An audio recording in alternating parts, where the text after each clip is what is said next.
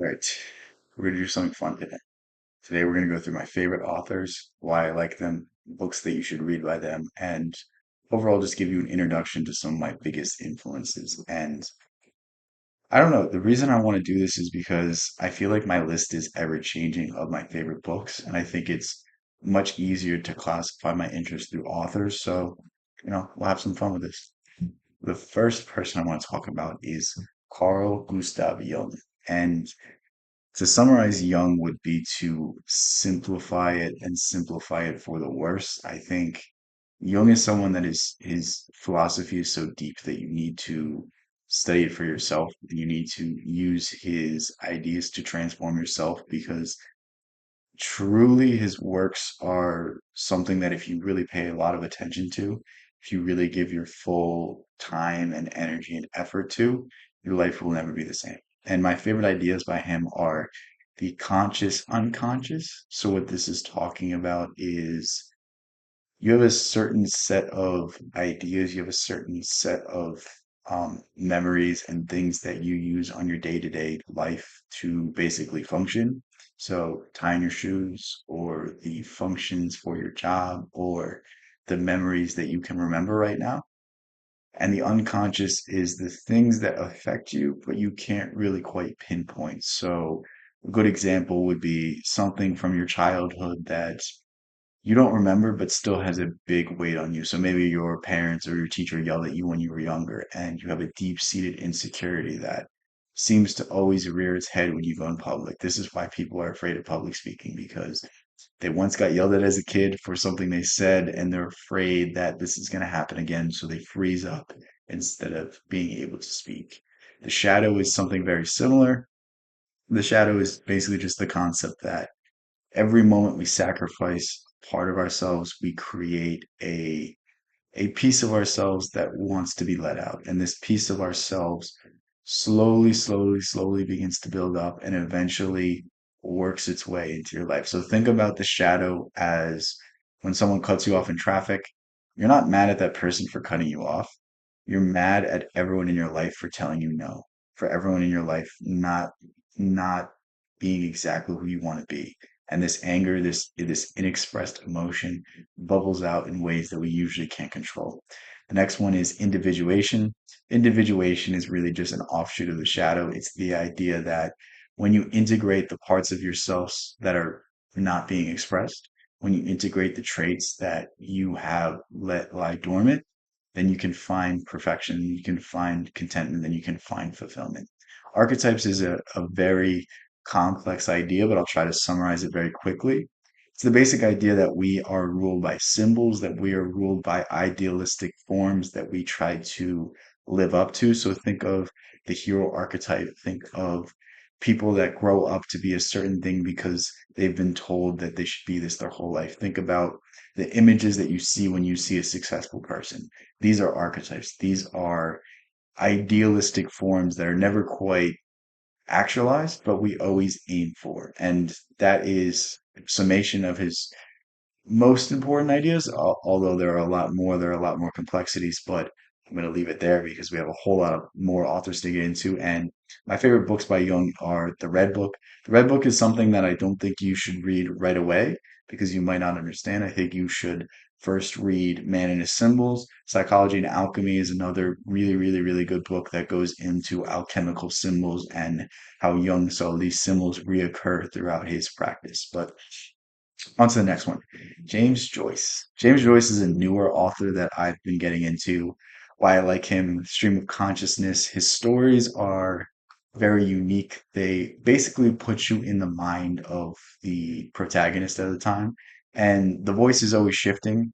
The understanding of the situation is always shifting, and the thing about Joyce is when you read Joyce, you have an insight into every single character and you can see exactly how their biases shade how they view what's going on right now. And the thing about Joyce is that Joyce doesn't write stories about princes or kings or anyone that's extraordinary. He writes stories about everyday life and he truly captures the human experience. My favorite works by him are A Portrait of an Artist as a Young Man. This is a semi autobiographical story of a young man Stephen Daedalus being the architect of the labyrinth, and the one that sun Icarus flew too close to the sun. We all have a cursory understanding who Daedalus is, but the tragic story of Daedalus is matched in the tragic story of Stephen Daedalus, who is a genius poet, a genius artist, and he never quite gets the recognition that he deserves. Next one is Dubliners. Dubliners is the first work that James Joyce wrote. It's a series of short stories that basically give you an insight onto the everyday people in Dublin. It basically gives you an insight to the actual motivations of people. A story that sticks out to me most is, I don't remember the name of it, but the story was, there's this woman who had a horrific life. She was abused. She was, she really just didn't have a fair shot at life. And she had this golden ticket through a husband that was going to take her away and give her everything that she wanted. But she couldn't quite leave because she liked it there. There was a certain part of her that wanted to stay. There was a certain part of her that didn't want to go out into the unknown. And she ultimately decides not to go out and seek the adventure, not to go out and seek the better life, because is it really a better life? Is it really something that's going to make her happy? And in the end, she decides not to go. And it's very interesting because these are stories that, if were written by someone else, would go in a very different way. Because they're written by Joyce, they follow a very actual human nature. They follow exactly what a human would do, and it's cool to see this portrayed in writing. The last one is Ulysses, very, very difficult book. I don't recommend reading this one first, because this is a book that you have to do homework to read. This is a book that, like, you need to read plot summaries. There's companion books that will very much help you keep track of things, and I can't quite explain how difficult it is unless you've tried to read it, because it's just all over the place. He intentionally spells things wrong. He intentionally says things in a weird way.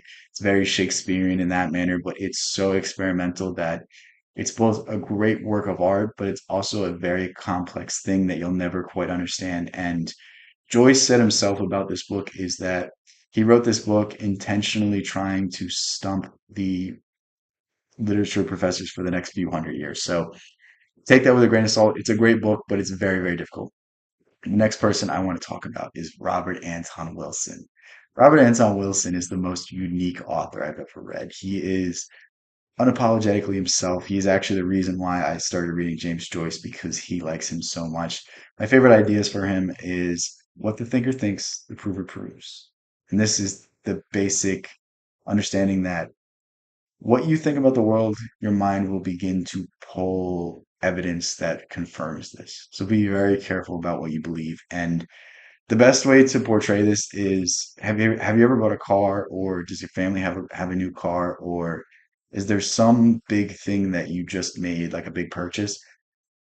Once you buy a car, you start to see that car more and more often. But before you bought that car, you never saw it.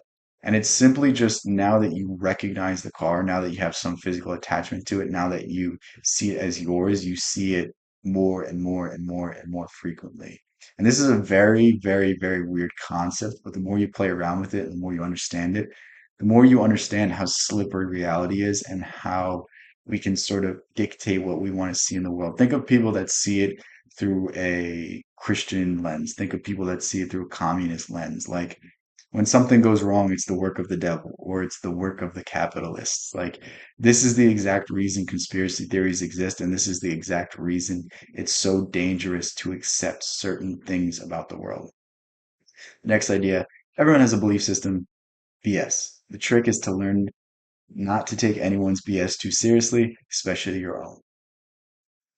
Especially your own. This is what I love so much. It's like, it questions everyone else's belief system, but it's also questioning your own. Because the same biases that someone else has, you have as well. When you can get beyond yourself, this is the true path for wisdom. This is the true overcoming of self. Subjective reality, like I said, reality is not really what it seems to be. This is the Platonic idea of forms. The greatest example that Robert Anton Wilson uses is, think about a door frame. If we were looking at the same door frame, we would describe it with a set amount of words. This might coincide 99.9% of the time, but the difference in words we use is still creates a different picture. And if we were describing this to an outside observer, it would seem like a similar door, but not exactly the same. And this lends to differences in opinion. This lends to how different people view different things, and nothing is quite as it seems. The last idea that he really stresses is consciousness elevation.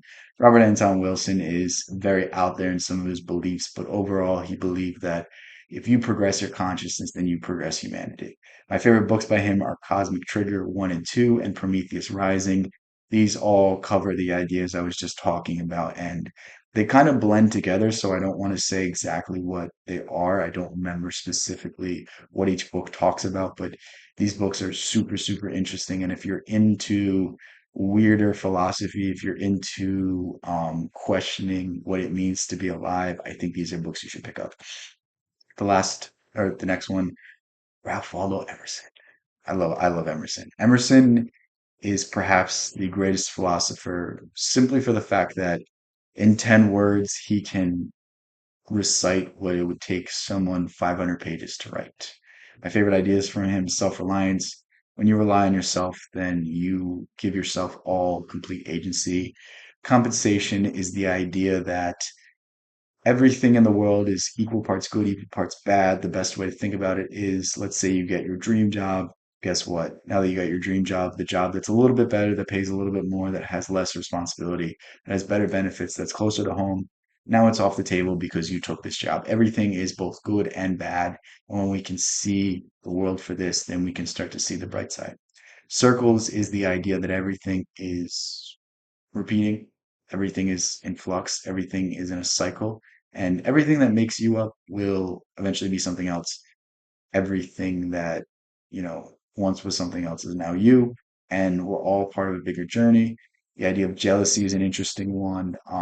Emerson says that to be jealous of someone else is to deny your divine birthright. If someone else can do it, then that means you can do it as well. What you have to do is understand that when someone does something, it's the nature of human progression that the next thing's going to be better. So if someone did something, that means you can do it as well, but you can also do it better. And that should be an inspirational element, not a jealousy element. My favorite essays by him, he doesn't really write books, he writes essays. Self-reliance, compensation, and history. If you read those three, I think you have a pretty good understanding of Emerson's philosophy. In total, this is probably 40, 50 pages at max. So go ahead, pick it up. The next one, Friedrich Nietzsche. My favorite ideas by him: eternal recurrence. Live your life as if you're destined to repeat it until the end of time. Meaning, live your life in a manner that makes you eternally happy, and live it so that if you were forced to live it time and time again, you would be happy with it. Will to power. The will to power is the idea that all of existence is to exact your will on the world. Beyond good and evil is, again, the subjective nature of reality. What's good for someone isn't good for me. Amor fati, love your fate.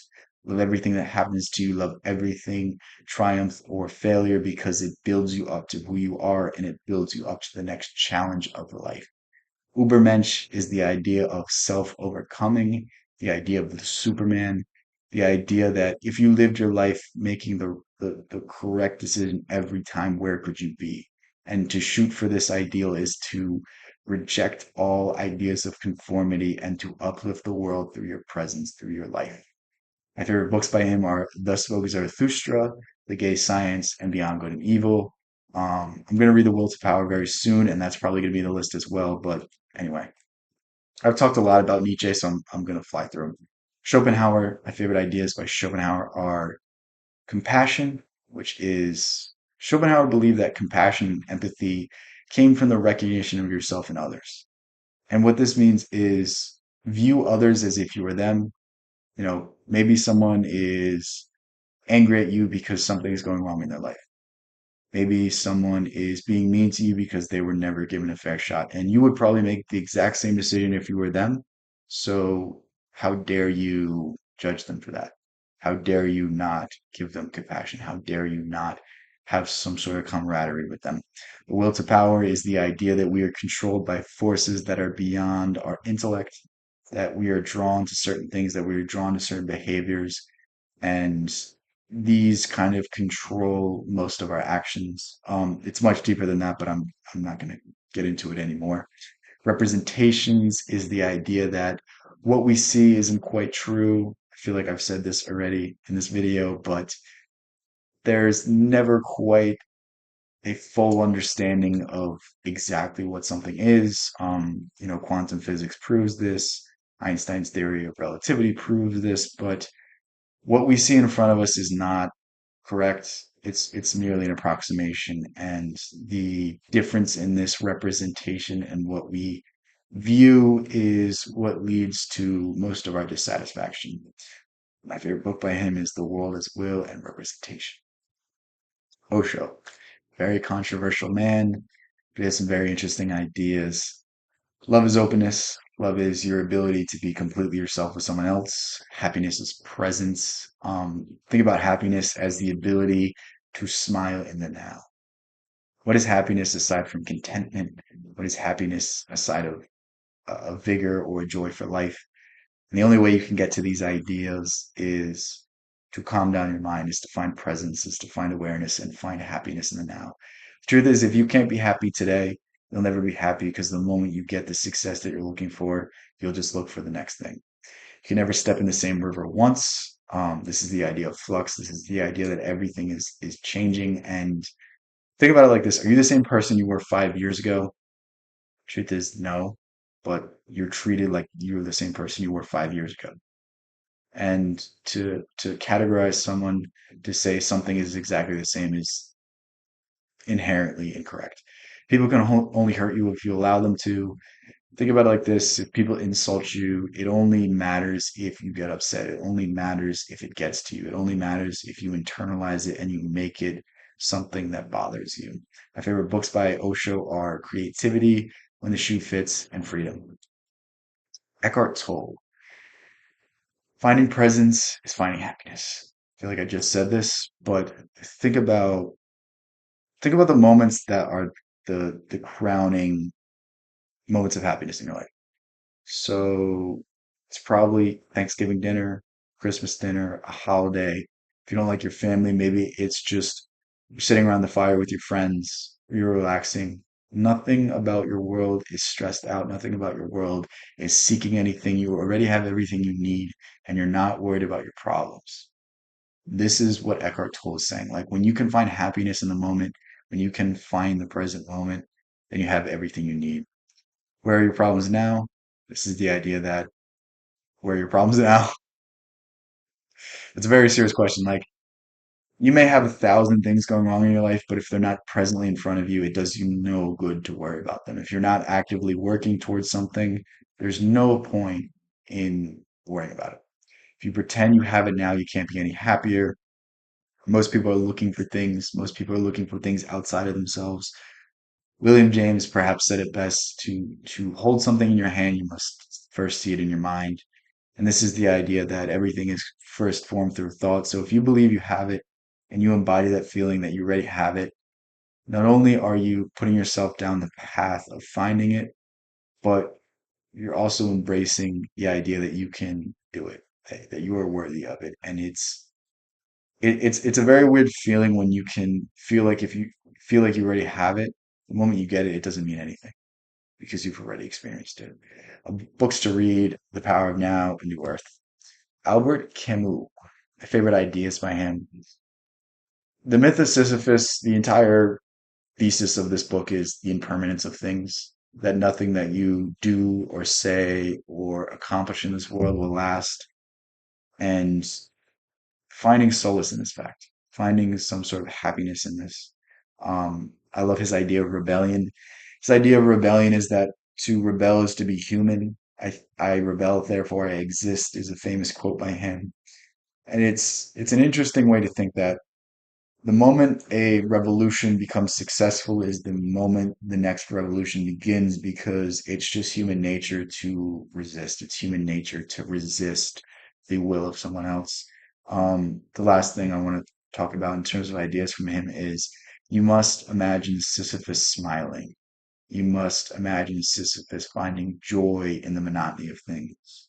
My favorite books by him: The Myth of Sisyphus, The Rebel, The Stranger, The Plague. All of his books are fairly short. That's why I gave so many suggestions. He's a very interesting philosopher. He's known as an absurdist. It's much different than existentialism. It's basically nihilism, but smiling. Think of him like George Carlin. Like George Carlin saw all the evil in the world, but he kind of just laughed it off. Dostoevsky. Why I like Dostoevsky so much is he captures perfectly human nature without meaning, without purpose. His characters are very psychologically deep, and he seems to speak to something that we all quite understand, but we can't really put our words to. Dostoevsky is a very interesting person. He kind of comes out of Russian feudalism. I think that's around the time period when he was writing, and a lot of his um, a lot of his works really question society, question norms, question what it means to be human. And favorite books from him are Notes from the Underground, White Nights, which is the number one tale if you've ever been friends on, and Crime and Punishment. Okay. Aldous Huxley. This is one of my favorite authors. Obviously, we're doing my favorite authors list, but recently I've been studying more and more of him. I'm currently reading the book called Island. It's very, very interesting. Favorite ideas from him are the perennial philosophy, which is the idea that there's certain parts of every religion that are completely the same, and he kind of lays out the groundwork for these similarity in beliefs. And it's very interesting to see that different cultures all kind of came to the same metaphysical understanding. Loving your servitude, this is the idea that's pushed forward in Brave New World. People are not free, but they love their inability to make their own choices. They love the ability to take drugs that dull their mind. They like the senseless entertainment. They like the meaningless hedonistic sex of Brave New World. They like the fact that they're destined to live a certain life. They like their caste systems. They enjoy all of these things because they're so distracted that they can't see through the facade of these things. And overall, his mystical writings are very interesting. Obviously, I said Brave New World. I think Brave New World is a must read for everyone. It's the idea of control through subversion, the idea that if you distract people enough that they will not notice the freedoms that are being taken away from them. Doors of Perception is a groundbreaking work where Aldous Huxley talks about the use of mescaline and the experience he has in almost finding something more and almost finding that there's something that ties us all together. Island is an interesting book. It's a utopian novel. I think Brave New World is it might be a dystopian novel. I don't know the exact definition of dystopian and utopian, but um Island is basically like Brave New World if it actually worked. Like Brave New World if the society was actually organized to make people better. And the last book is The Perennial Philosophy, which is what I was talking about earlier. But again, Aldous Huxley is a very interesting writer. He's kind of blends genres and kind of transcends them, and that's perhaps why I like him the most. Alan Watts. Why I like Alan Watts is he summarizes Taoism very simply, blends Eastern and Western ideas very easily. He didn't claim to be a philosopher, he claimed to be an entertainer, which I think really lends to his writing, to his speaking. When you read or when you listen to Alan Watts try to convey his messages, he's not trying to win you over. He's trying to captivate you. He's trying to interest you. He's trying to get you inspired to read these ideas. And I think it almost gives him a benefit in this sense because most philosophers, most thinkers are trying to convince you, trying to win your side, trying to get you to do something where Alan Watts was just trying to stimulate thought and get you to question what everything really means. Books to read, Become What You Are, Tao the Watercourse Way, The Wisdom of Insecurity. Franz Kafka. Franz Kafka is probably, I don't know if I want to say my favorite writer, like my favorite um, writer of stories. He's probably up there while I love his writing. You can't tell if he's writing a profound allegory or just a horrific tale. He's a tragic artist who had literally no success while he was alive, but 10 years after he was dead, was the most famous writer in all of Europe. And I don't want to say that's a good thing that he didn't get success because obviously it tormented him in his life, but had he gotten success, I think it would have diminished his art because his art was brutal, it was raw, it was depressive, and I can't really imagine Kafka having a happy tale. I can't really imagine him telling a story that's positive and having the same weight. And I think there's almost it's almost a blessing to the world that Kafka didn't quite get the success he deserved because it made his stories so brutal, it made them so depressing, it made them so Kafka-esque to say. And yeah, he just had an unmatched style. My favorite books by Kafka are The Trial. I think The Trial is the greatest dystopian novel of all time. It talks about the justice system and how the justice system is affected through so many different people's interests and so many different people's ego that it's not really a justice system that any government can really find you guilty without any sort of fairness, without any sort of trial. It's just a matter if they give your evidence the best light, if they give you a fair shake. People have put all types of allegorical meanings towards the trial, but I don't think they really quite do it justice. I think the trial is just a statement on the fairness of a so-called free society and a so-called just society.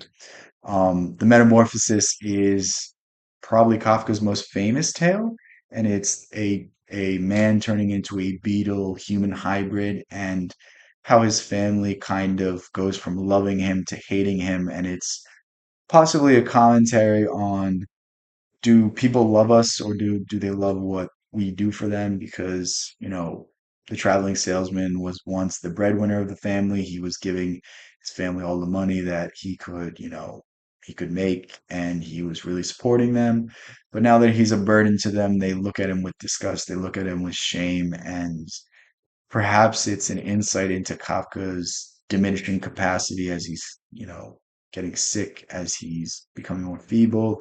Um, Perhaps it's just a commentary on the diminishment of our value as what we can provide to people. And this is interesting. In the Penal Colony is probably Kafka's scariest tale. It's basically a story of a guy getting tortured and fanaticism and what clinging to ideology can do to a mind. The Judgment is perhaps Kafka's saddest tale. It deals with not living up to your father's expectations. It deals with not not being a good son, not being a good person, not living up to what society tells you. And I started to like choke up a little because it started to get a little serious. But it's a very good tale, and if you've ever struggled with what it means to be a son, it's a tale that's going to rip you apart, let's say. Neville Goddard. I think this is the last author that I'm going to talk about. And I included Neville Goddard because he's probably the best when it comes to law of assumption, law of attraction. I think his beliefs have the most practicality, even if you don't believe in the mystical elements of it. Um, Basically, what Neville Goddard tells you is if you change your perception of self, then the world will change. And I need you to understand the importance of this idea because who you believe yourself to be is who other people will perceive you as. Most of communication is nonverbal. If you simply walk into a room with more confidence and self-belief, then you'll get much further than if you don't. And this is Neville Goddard's idea. Simply believing that you can do something is going to open up your mind to the possibility that it's possible. And if you believe that you're worthy of a great achievement, then that's already the first step out of the way. It's already the hardest step out of the way. Most people go their entire lives never believing in themselves and they wonder why they don't succeed. You know, the idea of scripting, the idea of rewriting what happened.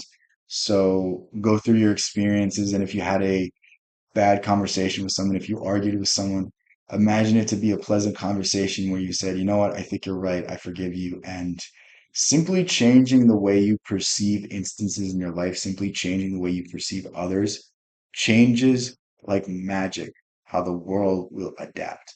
Um, my favorite books by him are The Power of Awareness, Law and Promise, and Feeling is the Secret. All of his books are fairly similar, but I think they explain things in different ways. They use different allegories, they use different Bible quotes. And overall, Neville Goddard is someone that's definitely worth devoting your time to, especially if you're extremely into creativity like I am, because I find that self-belief is the building blocks of creativity. When you believe that you can already achieve something, then your intuition, your creativity backs you up. But if you don't have this backing, then it's impossible to achieve anything great creatively. With that said, this list is going to continue to expand. There's a few names that I left off that I really do like. If you didn't see your favorite author on here, maybe you will at some point in the future. But yeah, let me know if you agree, disagree with some of my picks. Let me know possible authors that you think I would like. Love you guys so much. Thank you guys so much. If you want my own personal writings, click the link for my school in the description. Peace out. I'll catch you in the next one.